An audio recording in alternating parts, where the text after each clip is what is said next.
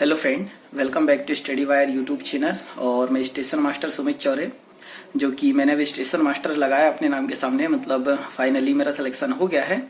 और उसी के आधार पर और एक मेरा लंबा अनुभव रहा है, लगभग 7 साल का पढ़ाने का, टीचिंग का, और वो भी कॉम्पिटिटिव वालों को, और काफी स्टूडेंट जो कि सिलेक्ट भी हुए हैं। और फाइनली मेरे भी अभी हाल ही में 3 पेपर निकले और फाइनल में ज्वाइनिंग ले भी चुका हूं। तो इसी आधार पर हम बात करने वाले हैं कि संविदा वर्ग 2 की जो वैकेंसी आई हुई है और जिसका एग्जाम होना है 24 अप्रैल से, तो उसकी तैयारी कैसी क्या करनी है, किस प्रकार की रणनीति रखनी चाहिए और कैसे क्या प्रैक्टिस सेट लगाना चाहिए। क्योंकि मैं खुद भी तैयारी कर रहा हूं और अभी मैंने हाल ही में एक प्रैक्टिस सेट भी लगाया जो कि काफी अच्छे नंबर थे। तो मैं उसी आधार पर और अभी तक का जो मेरा अनुभव रहा है वही आपके साथ शेयर करूंगा कि आप कैसे आपकी तैयारी करें जिसमें आपका रिजल्ट बेहतर आए और आपका प्री क्वालिफाई हो। ठीक है, तो हम संविदा वर्ग 2 की ही बात करेंगे अभी इसमें कि कैसे क्या पढ़ना है और किस प्रकार से आप आपके नंबर बढ़ा सकते हैं।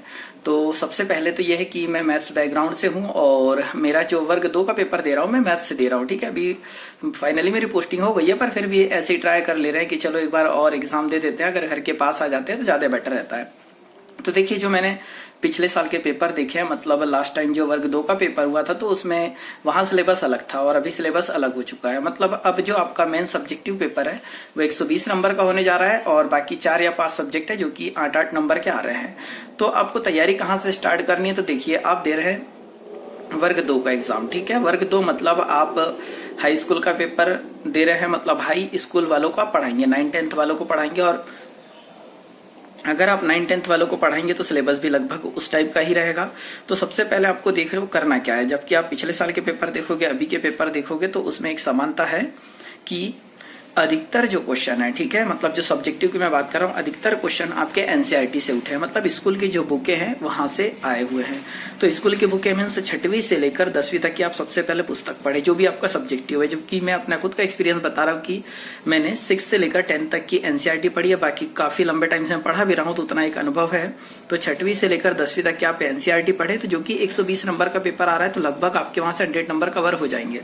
ठीक है, आप किसी भी सब्जेक्ट से दे रहे हैं, मैथ से दे रहे हैं, साइंस से दे रहे हैं, सोशल साइंस से दे रहे हैं, संस्कृत, इंग्लिश से, बाकी आपकी कम से कम एनसीईआरटी कंप्लीट होनी चाहिए। ठीक है, 120 नंबर के लिए। और उसमें भी आप एक पुस्तक को लगभग 3-3 बार पढ़े, ज्यादा बेटर रहेगा, क्योंकि उससे बाहर से कुछ भी नहीं आ रहा है। और जो लास्ट के 30 नंबर बच भी रहे ना, तो उन 30 नंबर को आपको पढ़ने की जरूरत नहीं है, उसमें आराम से आपके 10 नंबर आ जाएंगे। ठीक है, तो देखो वहां अगर 10 भी आते हैं, यहाँ अगर आप 120 में से 100 कवर कर लेते हैं तो लगभग आप आराम से 100+ चले जाएंगे और प्री आपका निकलेगा। अब बात होती है पढ़ना कैसे है। तो देखिए, सबसे पहले तो आप 6th क्लास की पुस्तक उठाइए और 6th क्लास की पुस्तक कम से कम 2 से 3 बार पढ़िए।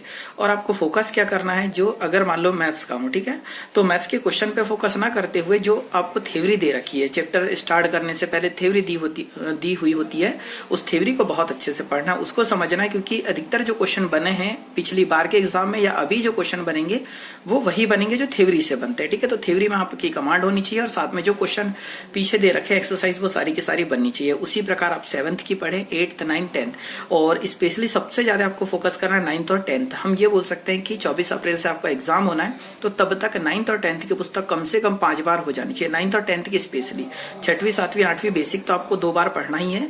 फिर 9th, 10th की अगर आप 3-4 बार अगर पढ़ लेते हैं तो 101% गारंटी कि 120 नंबर का जो सब्जेक्टिव पोर्शन है उसमें आप आराम से 100 ला सकते हैं। ठीक है, क्योंकि उतना ज्यादा टफ नहीं है। और साथ में ही आपको प्रैक्टिस सेट लगाना है। तो आप कहीं के भी जो भी आपको ऑनलाइन प्रैक्टिस सेट मिलते हैं या ऑफलाइन मिलते हैं तो आप वो परचेस कर लीजिए और 1-2 प्रैक्टिस सेट लगा के देखिए कि आपके कहाँ नंबर कट रहे हैं। और जो चैप्टर में आपके नंबर कट रहे हैं उसे आप कंप्लीट कर लीजिए। मान लीजिए कि आपका बहुपद आपसे नहीं बन पा रहा है, ठीक है, या हम बहुपद नहीं बन पा रहा है तो बहुपद को आप पढ़िए, 9th और 10th में दिया है। मान लीजिए आपका कोऑर्डिनेट ज्योमेट्री नहीं बन पा रहा है तो 9th और 10th में वहां से पढ़िए।